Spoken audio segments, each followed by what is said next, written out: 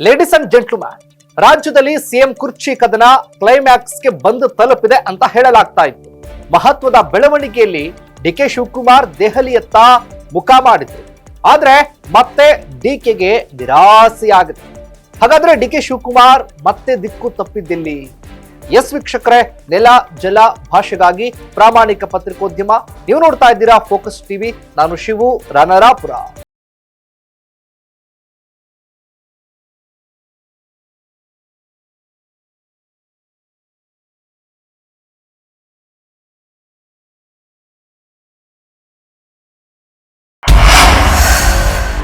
DK Shivakumar ಅಂದ್ರೆ ಅದೊಂದು brand, Congress brand ambassador. ಹುಟ್ಟು ಕಾಂಗ್ರೆಸ್ಸಿಗ. ಆ ಪಕ್ಷದ ಮೇಲಿನ ನಿಷ್ಠೆಯೇ ಅವರನ್ನ ಡಿಸಿಎಂ ಆಗೋ ತನಕ ಕರೆದುಕೊಂಡು ಬಂತು. ಡಿಕೆ ಶಿವಕುಮಾರ್ ಡಿಸಿಎಂ ಅಷ್ಟೇ ಅಲ್ಲ, ಕೆಪಿಸಿಸಿ ಅಧ್ಯಕ್ಷರು ಕೂಡ. ಹಾಗಾಗಿ ಅವರು ಸಿಎಂ ಕುರ್ಚಿಗೆ ಪೈಪೋಟಿಗಿಳಿದಿದ್ದಾರೆ.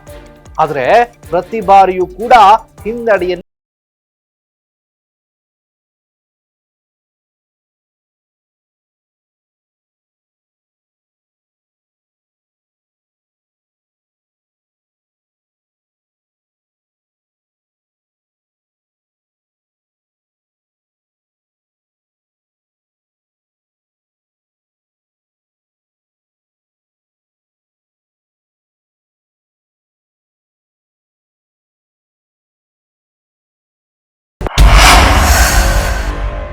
ಹಾಗಾದ್ರೆ ಇಷ್ಟಕ್ಕೂ ಆಗಿದ್ದೇನು?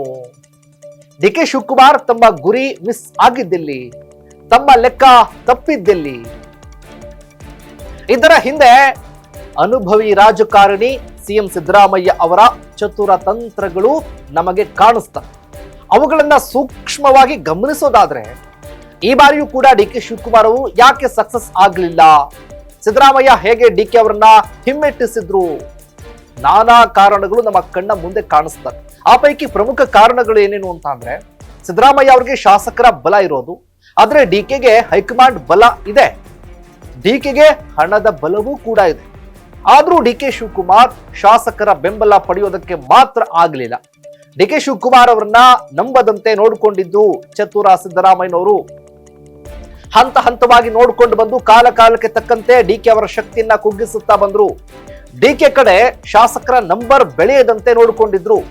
ಎಲ್ಲ ಶಾಸಕರ ಬೆಂಬಲ ಪಡೆಯುವಲ್ಲಿ ಸಿದ್ದರಾಮಯ್ಯ ಅವರು ಸಂಪೂರ್ಣವಾಗಿ ಯಶಸ್ವಿಯಾಗಿದ್ರು. ಸಿದ್ದರಾಮಯ್ಯ ಅವರ ಮುಂದೆ ಡಿಕೆ ಶಿವಕುಮಾರ್ ಅವರದ್ದು ಏನೂ ನಡೆಯೋದೇ ಇಲ್ಲ ಅನ್ನೋದನ್ನ ಸಿದ್ದರಾಮಯ್ಯ ನೋಡ್ಕೊಳ್ತಾ ಬಂದ್ರು. ಈ ಮೂಲಕ ಪ್ರತಿ ಬಾರಿಯೂ ಕೂಡ ಡಿಕೆ ಶಿವಕುಮಾರ್ ಅವರನ್ನ ಹಣಿಯೋದಕ್ಕೆ ಸಿದ್ದರಾಮಯ್ಯ ಯಶಸ್ವಿಯಾದ್ರು.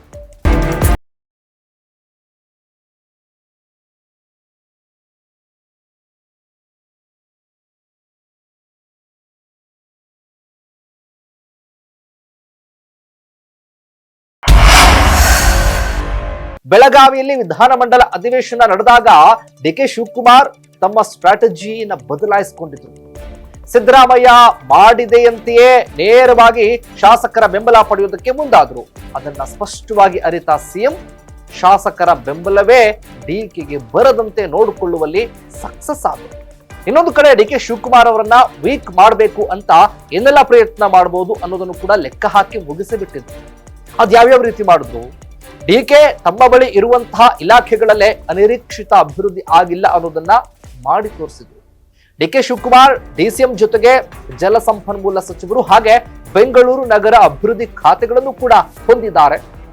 ಈ ಖಾತೆಗಳಲ್ಲೂ ಕೂಡ, ಈ ಇಲಾಖೆಗಳಲ್ಲೂ ಕೂಡ ಅಮೂಲಾಗ್ರಹ ಬದಲಾವಣೆ ಅಥವಾ ಅಭಿವೃದ್ಧಿ ಆಗಿಲ್ಲ ಅನ್ನೋದನ್ನ ಮತ್ತೆ ಎತ್ತಿ ತೋರಿಸಿದ್ರು ಸಿದ್ದರಾಮಯ್ಯನವರು. ಅಲ್ಲೂ ಕೂಡ ಸಕ್ಸಸ್ ಆದರು. ಒಟ್ಟಾರೆ ಈ ಎಲ್ಲಾ ತಂತ್ರಗಳೊಂದಿಗೆ ಸಿಎಂ ಕುರ್ಚಿ ಕದನದಲ್ಲಿ ಮತ್ತೆ ಗೆದ್ದಿದ್ದು ಮಾತ್ರ ಸಿಎಂ ಸಿದ್ದರಾಮಯ್ಯನವರು. ಇದನ್ನೆಲ್ಲ ಸ್ಪಷ್ಟವಾಗಿ ಅರಿತಿರುವಂತಹ ಡಿಕೆ ಶಿವಕುಮಾರ್ ಮತ್ತೇನು ತಂತ್ರ ಮಾಡ್ತಾರೆ ಹಾಗಾದ್ರೆ ಕಾದು ನೋಡಬೇಕಾಗಿದೆ.